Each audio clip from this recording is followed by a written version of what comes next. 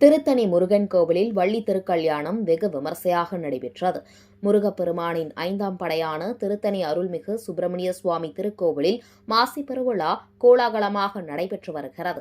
11 நாட்கள் நடைபெற்று வரும் விழாவில் தினமும் மூலவருக்கு சிறப்பு அபிஷேகம், பூஜைகள் நடைபெற்று வள்ளி தெய்வானை சமேத உற்சவர் முருகப்பெருமான் சிறப்பு அலங்காரத்தில் வாகன சேவைகளில் எழுந்தருளி பக்தர்களுக்கு அருள் பாலித்து வருகிறார். மாசி பெருவிழாவில் சிறப்பு பெற்ற வள்ளி திருக்கல்யாணம் மலைக்கோவிலில் மாடவீதியில் இன்று அதிகாலை நடைபெற்றது.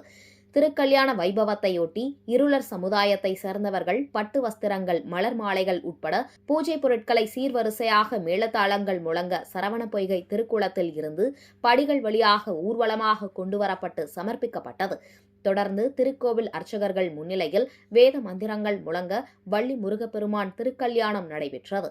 இன்று அதிகாலை நடைபெற்ற திருக்கல்யாணத்தில் ஏராளமான பக்தர்கள் மலைக்கோவிலில் குவிந்து முருகப்பெருமான் திருக்கல்யாணத்தை கண்டு ரசித்தனர்.